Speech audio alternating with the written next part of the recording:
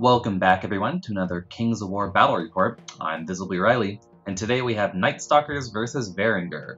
This battle was fought at 2250 points, and the scenario was dominant. So here we see my opponent's Varangur list. It's pretty similar to the one he played me 2 weeks ago with, but I'll point out the differences as they come up. So starting out, we have 2 hordes of Warband, both of whom have 2-handed weapons. Then we have 2 regiments of Thralls, a troop of Night Raiders with the Jar of 4 Winds and throwing weapons. Then we have 2 regiments of Sons of Korgan on foot. Then 2 regiments of mounted Sons of Korgan, both of whom have taken Fury as their gift. Then we have 2 Magi, both of whom have Bane Chant 2, and one has the Inspiring Talisman. Then we have a King on Chimera with the Brutal Gift of Korgan and the Blade of Slashing. And lastly, we have a Skald. Now, the only difference with this list, I think, is that he took Fury instead of Brutal on the Mounted Sons of Korgan, and I think that was a wise choice. As far as the gifts go, as much as I love Brutal, I think it's an amazing role. For Gifts of Korgan, if you're going to take one, just take Fury. It's just better. You do not want these units wavered, and anything that can turn that off is just exactly what you want. So yeah, in fact, I think it's so good, I don't know why he took Brutal on the King. I would just swap them all to Fury. It worked me. But otherwise, as far as the list goes, I'm still not a big fan of it. This is just not the way I would run Varangur. I kind of look at it and go, I'd rather just play an army with slightly less elite infantry, maybe playing Forces of the Abyss, or maybe Kingdoms of Men, or even Orcs, and just get more bodies on the field if you're going to run, foot troops, but, to each their own. Here we see my Night-Stalker list. So I say my Night-Stalkers list, but it's not really mine. I'm not sure where I heard about this list concept, but I decided to use it. So starting out, we have 3 troops of Spectres. Then we have 3 hordes of Fiends. One has the Caterpillar Potion, one has the Banner of the Griffin. Then we have 3 Planar Apparitions. And lastly, we have 3 Void Lurkers, one of whom has the Blade of Slashing, one has the Mace of Crushing, and the last has the Helm of Confidence. For that last point, now I know that the Mind Thirst rule precludes you from bringing the Inspiring Talisman, but I didn't see a rule that says that you can't bring Helm of Confidence, even if you brought a dog to play basketball. So yeah, I'm not sure whether you can run that, but the Helm of Confidence is an item I otherwise don't see a point to. I mean, every good army and neutral army can just bring a Lohi if they want that flanking force. It's allies. But yeah, so I just don't see the point in the item. But with Night-Stalkers, it might get some work done, and I like to try out things I otherwise wouldn't use. As for the list itself, I'm not a big fan of the Fiends, just because even with 24 attacks, they've got great stats. They're relatively cheap or well costed. They are very fast. They've got okay defense, and then great special rules, great attacks, and then that melee 4+. So melee 4+, no Pathfinder. I have 1 unit with it, but I don't like those odds. It's too there's too big of a gamut that can run due to that 4+ melee. So I just don't trust it very much. Otherwise, I like the Spectres. I like troops of shooting units just to plink off, 1 wound on severely damaged units that I didn't manage to kill, or to, shoot down chaff. They're just good, and then they themselves can be chaff if I need them. That Pathfinder and then having stealthy makes them actually pretty good against other small units of archer chaff. So yeah, I'm a fan of those. The Void Lurkers are just cheaper versions of the big demons I'm used to fielding, and quite a bit cheaper and quite a bit worse, but still above that. They hit that breaking point where I need them to be an effective melee unit, right? They're flyers, they're melee 3+, they've got 10 attacks, and then they have up to Crushing 3 with that, Crush 2 Thunders 1. So they could, they can do some serious damage to you. So yeah, I think they're fine. But the real stars of the show are the Planar Apparitions. Just great monsters. They're well costed. They're Speed 7, Pathfinder, and Nimble for their movement rules. And then they have Heal 7, Regen 4, Stealthy, and Ensnare for their defensive rules.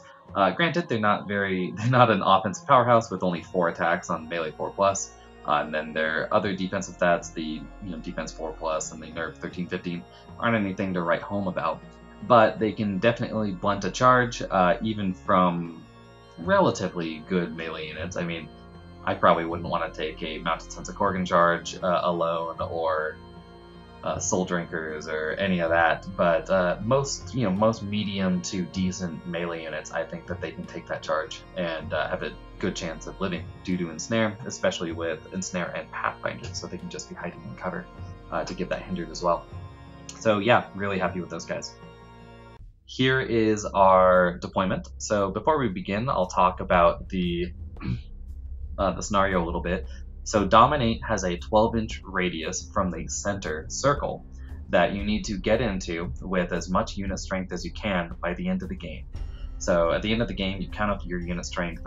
You only count units that are more than 50% of their footprint is in that 12-inch radius circle. And then you compare with your opponent. The one with the highest unit strength wins. So yeah, we also have, as far as terrain goes, we have 2 height 6 forests, 1 in my deployment zone and 1 in my opponent's. We have 3 height 4 impassable buildings that run just right down that diagonal.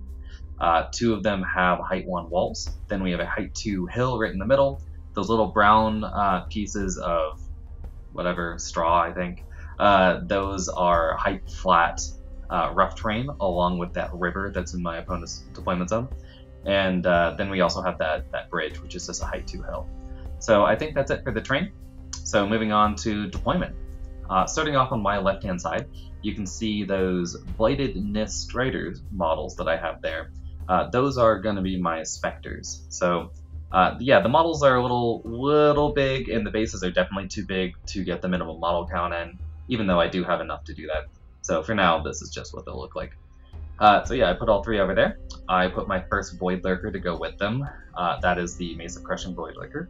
In the center, those Ogre models, those are my Fiends. I would not use these as Fiends, as I'm a strong proponent of visual clarity with your opponent, especially with something like Night-Stalkers. They're so weird that I would try to sell the fact that these are speedy large cav if I were to actually build this army. But for now, this is what I used. The guys on the left there that are in the forest, those are the Fiends with my Caterpillar Vision, and the ones in the back have the Banner of the Griffin. The 3 Carnivean chassis monsters around the Fiends, those are my Planar Apparitions. And then off to the right, we see the Blade of Slashing Void Lurker, and slightly off camera is the Helm of Confidence Void Lurker. So yeah, the last guy, the Helm of Confidence guy, is just a generic Bellicor model I had laying around. He's just a normal demon. I actually do have another Legion model, as the point of this list was to get these all these big monster models I have out on the table again for a non-shambling monster fight. Yeah, I didn't have a 50 mil base to go with the last one, so I just brought out a demon. It'll be fine. As for what I think on my deployment, it's pretty bad, honestly. With how fast the list is, there's no reason for me to deploy my strength to the center yet. That bubble is very big, and his army is not quite big enough to force me out of it, especially with the number of flyers I have.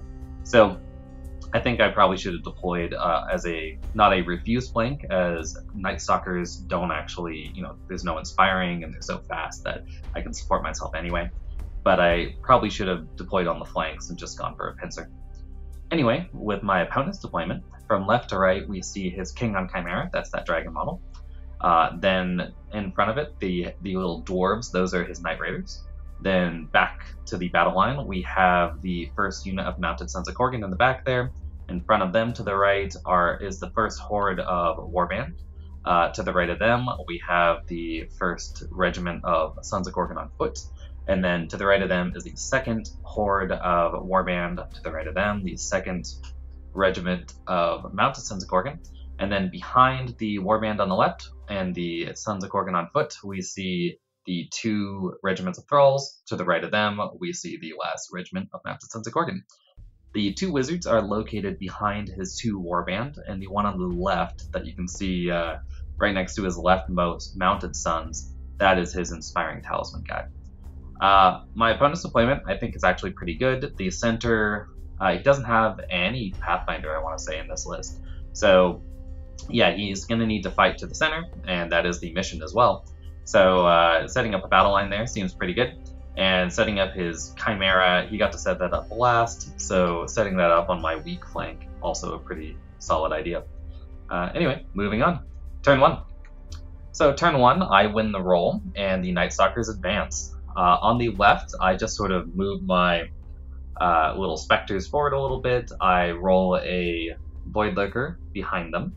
My fiends move forward pensively. The idea here is that I don't. This is sort of when I realized I shouldn't be in the center.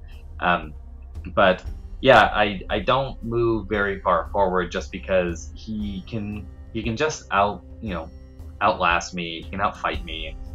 He can't outshoot me. So there's no reason for me to go into the center, especially considering I have a 16-inch charge. And then off to the right, I just place my 2 remaining Void Lurkers to threaten those knights if they want to go too fast, or really any of this battle line, while staying out of their charge range. This is showing off my shooting. I shoot at the Night Raiders. Now they do have stealth and I move, so I'm only hitting on 6s, but I still sink 2 or 3 wounds, but it's not enough to actually get a waiver. And here we see turn 1 for the Varangur. So yeah, he also moves forward, and again, a little pensive. I'm not sure. Oh, no, I do see why.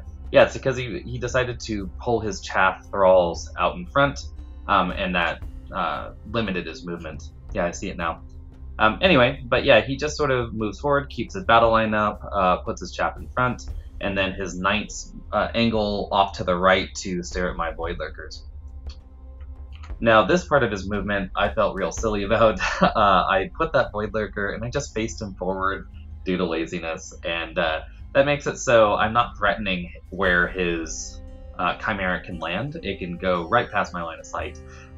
Thankfully, he doesn't angle it quite enough to threaten me. I can walk past it, but still, bad move on my part. And with his shooting, the Night Raiders, I don't think he fires off any lightning bolts this turn. Or if he does, they missed. But yeah, his Night Raiders put 2 wounds onto the front fiends, the guys with the Caterpillar Potion, and thankfully doesn't boxcar that roll. So that's the end of turn 1. Turn 2. So turn 2, yep, I start charging because these Night-Stalkers are fast. So I send some fiends and a planar apparition into the thralls in the front, and I'll explain that in a bit. But otherwise, I just move past where his Kingdom Chimera can see. I charge it with one of the units of Spectres. I'm not expecting much, as they only have a 6+ melee, but if I can sink 1 wound and ground it, that would be great. So, go for it. I move my Void Lurkers forward. The one on the left there is just making it so if he wants to do any fancy stuff, I'll flank charge him. And the guys on the right, I place one behind a wall, so it can't be charged by his knights, but can defend the center if he needs to.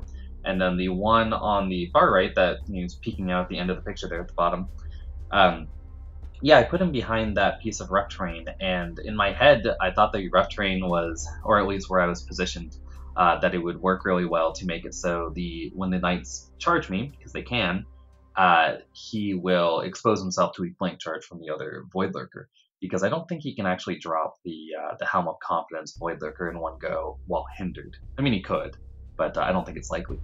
So that's the idea. And yeah, here's the mighty charge, and this charge. And with my shooting, I choose to not shoot at the Night Raiders because I had to move again. So instead I just shoot at the thralls that are not engaged in close combat, because if I could get a waiver there, that would be really big. It closes off so many counter charges. So anyway, yeah, I do 0 wounds, not surprising. I did hit twice, but yeah, no wounds. And over here, yeah, so this was my idea with the charge, because I do honestly believe that the apparition can take a lot of damage to the front.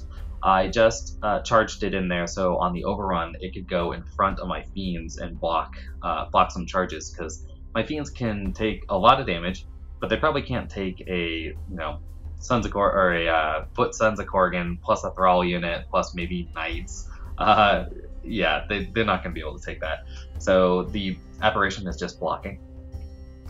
And that's the end of the round. So, turn 2 for the Varangur. On the left, you can see that his King on Chimera chooses to not charge. He just flies around, getting better position and throwing a breath weapon out. Perfect idea.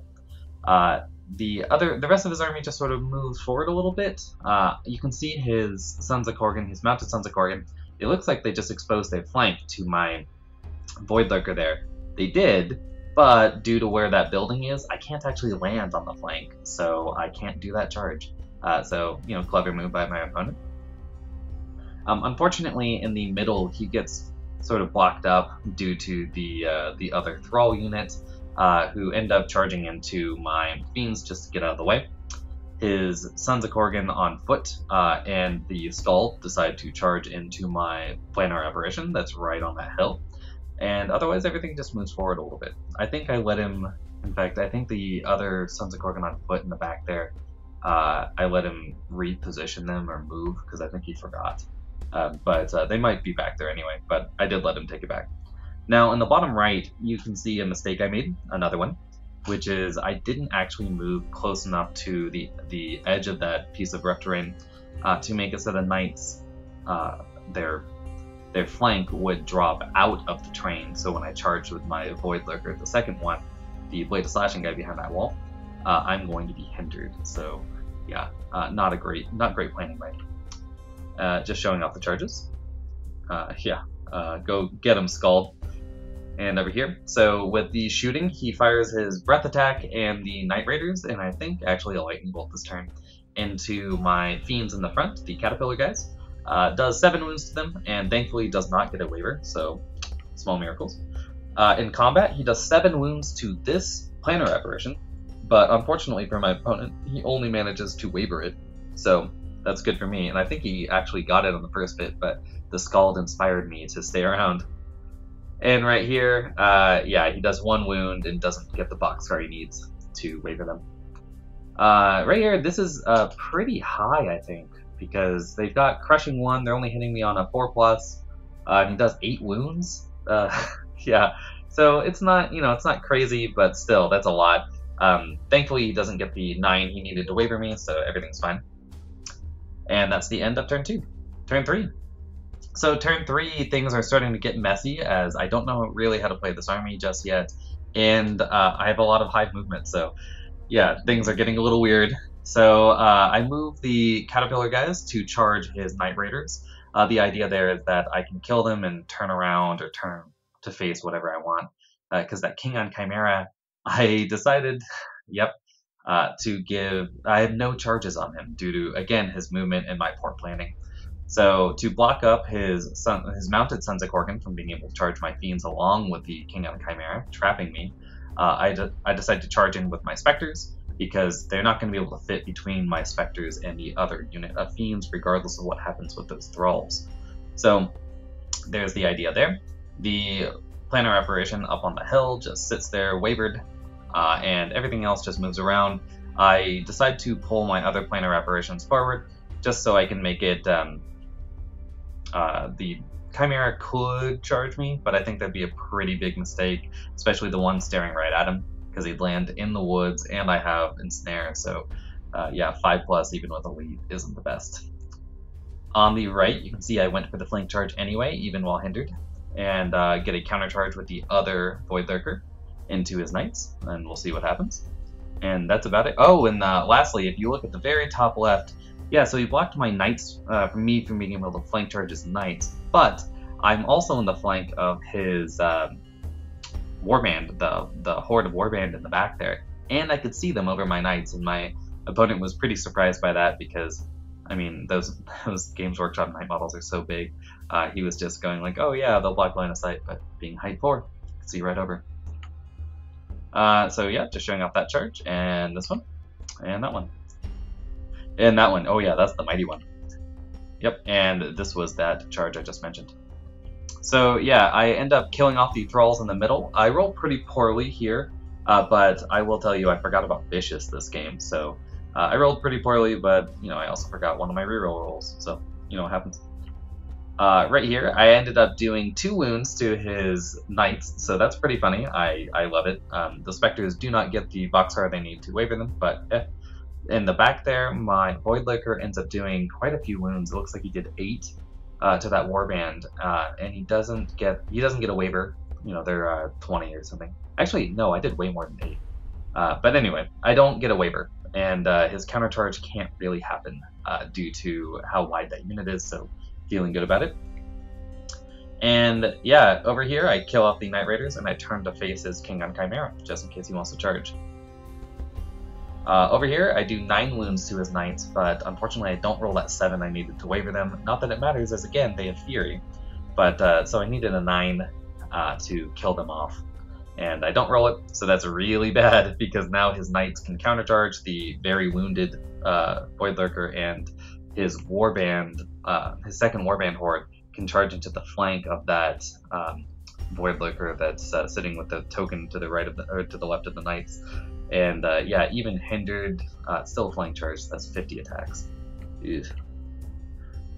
And that's the end of turn 3 for Night-Stalkers, so we move on to Varangur. So yep, in the bottom right you can see exactly that happens. The Knights countercharge into my Void Lurker at the bottom, and the Warband flank charge my other Void Lurker. Then his King on Chimera decides to charge into the front of my Fiends, and I think the idea here was that, because he could have charged, if you look into the Fiends in the middle, he could have just flown over me and flank charged them.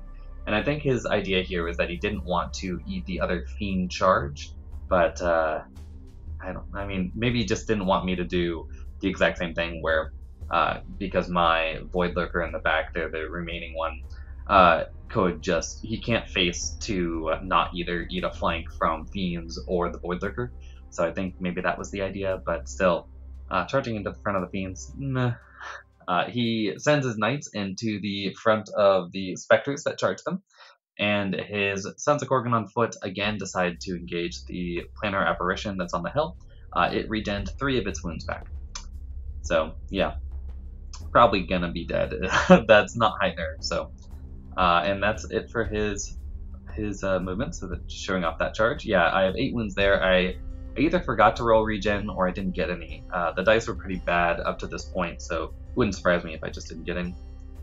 And yep, showing off that charge. We actually should have slowed that down a bit more. Anyway, right there, yep, and right there. So at the end of combat, yeah, he he absolutely rolls this Void Lurker. He does like 15 wounds to me with 20 attacks. So it was pretty surprising, but I was already at 8 wounds, so I didn't expect him to live. But yeah, some good dice there. And I'm not sure what this is. Maybe we just got, yeah, we just got a messed up shot there. Yeah, this is the Knights turning back towards the center, but they are sitting in the middle of that piece of terrain, so at least they'll be hindered no matter where they go. The Warband, yeah, they absolutely decimate that that Void Lurker. Even with the hindered charge, they just walk right through him. And when my opponent reforms, he realizes that he either has to reform and be trapped by that hill, or reform like this and give a flank charge to my Planar Apparition that's right below where this picture was taken. And he just decides that the Planar Apparition probably can't take him, so he goes like that. And over here, yeah, I actually get pretty lucky here, and the Knights do 10 wounds to my Spectres, and then roll a 3. So I actually think they killed them, and then the reroll due the King on Chimera, they get a 3. So yeah, that's great luck for me. Just trapping them, making it so they can't reform. Excellent. Over here, he does 5 wounds to the Fiends and doesn't roll the 10 or the 9 because he's brutal. The 9 he needs to get a waiver, so there's that. And that's the end of the round. Oh yeah, he definitely kills off that Planar Apparition. Again, he rolls really well on the attacks, but he didn't really need to. He just needed to roll okay to kill that thing off. Yeah, and that's the end of the turn there. So turn 4. Turn 4, I do decide to send my Planar Apparition into the flank of the Warband, just going for a lucky boxcars, and I don't really care if his Knights charge me. So that's the idea there.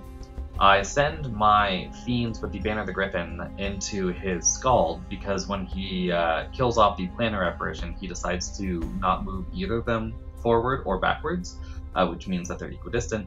And yeah, so the idea here is I just kill the Scald off, and then I overrun into the Sons of Gorgon on foot, I'm not sure I can take them in a fight, but I definitely want to be moving towards the center to trap him out from being able to move into the circle.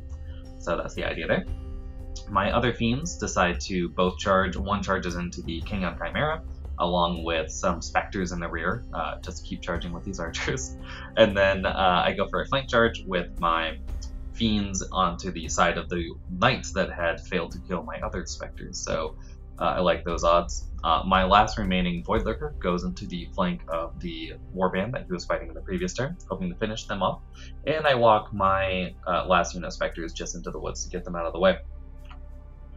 Yep, showing off the charges. So there's that one, and this one, and that one. Yeah, that's into the Scald.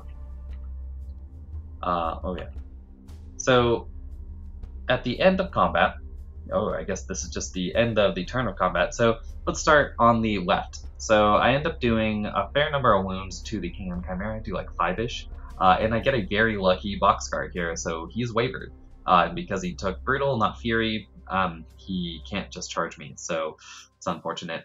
But yeah, so I waver that guy. I kill with my fiends. I kill his mounted Sons of Gorgon that were right in front of my wounded specters. My remaining Void Lurker kills off that horde of warband. So everything on the left goes very well. Then in the middle, things start getting a little dicey, and my fiends who charged into a skull only managed to do 5 wounds and then fail to break him. They don't even waver him. So yep, we're just sitting ass in the wind. Not the best there. And at the bottom, I get the flank charge with my Void Lurker, or my Planar Apparition, but I don't manage to get a boxcar with my wounds. So he's free to charge my fiends in the butt. And that is exactly what he does. So this is Varangur, turn 4. He decides to send his remaining mounted Sons of Gorgon into the front of my Planar Apparition. Then he goes into the butt of my fiends with Warband. That is 75 attacks with crushing 1 native. It's not pretty. And then he goes into the front of them with his, I think the Scald went in for a counter charge just to, add insult to injury. And also goes into with his Sons of Gorgon on foot that have not been engaging yet into the front of those fiends, making sure they're dead.